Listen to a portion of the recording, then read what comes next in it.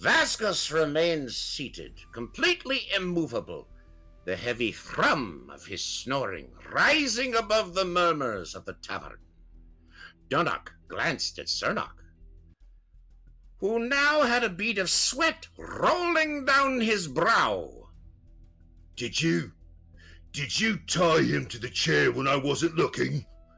Dunnock growled, teeth clenched.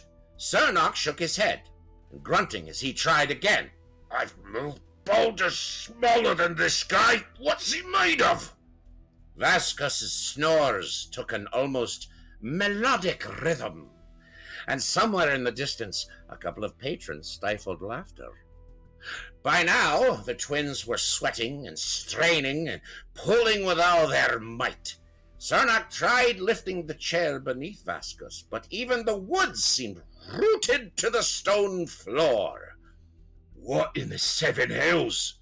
Cernach growled, taking a step back, hands on his hips. He shot Dunnock a look. You try pulling again. Dunnock, now thoroughly irritated, gave it one last mighty tug, his muscles bulging. Vaskos remained completely still, his head resting on the table, snoring peacefully. Dunnock stumbled back, glaring at his brother.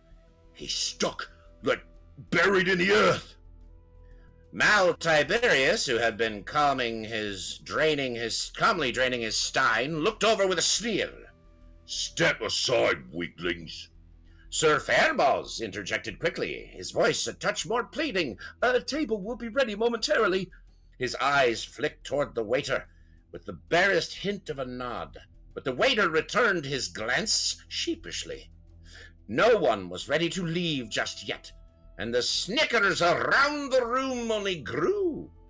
Mal Tiberius stopped toward the sleeping knight, his large hand crossed by ill-healed scars, reaching for the rear of the knight's blood-red cloak. He tried to strong-arm what appeared to be an old man frail within his ill-fitting armor. Who wrote this?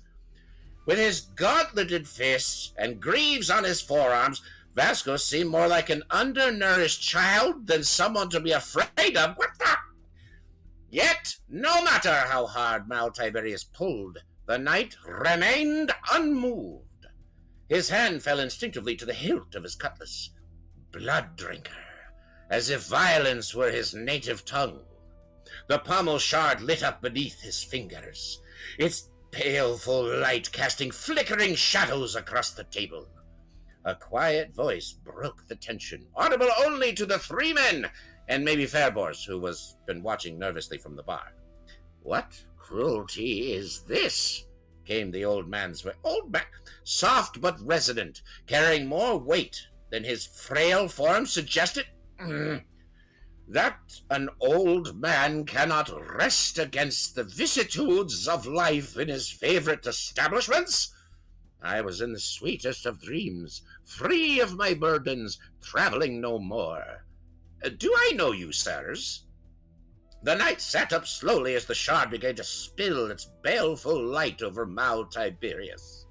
Behind him, the twins grinned, their lips parting to reveal shards of embedded in their front teeth. The sickly purple light flickered like the shared secret between them, their grins growing wider as the knight slowly rose and wiped the beer from his beard. A young kitchen scullion, no more than 8 or 9, darted between the champion and his new opponents, offering a towel with trembling hands. Sir Vaskos took it, wiping his beard clean with a nod of thanks. Thank you, child, he said, his tone gentle. A man should meet his enemies in a proper state. He smiled down at the boy, who beamed before scampering back towards the kitchen.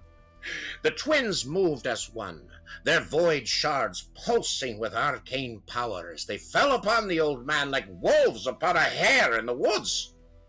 No one saw Vaskos move. With a single slap, both men flew across the room, one into a stack of chairs next to the bar about 20 feet from Vaskos' table. The other slid under a table in the dining area.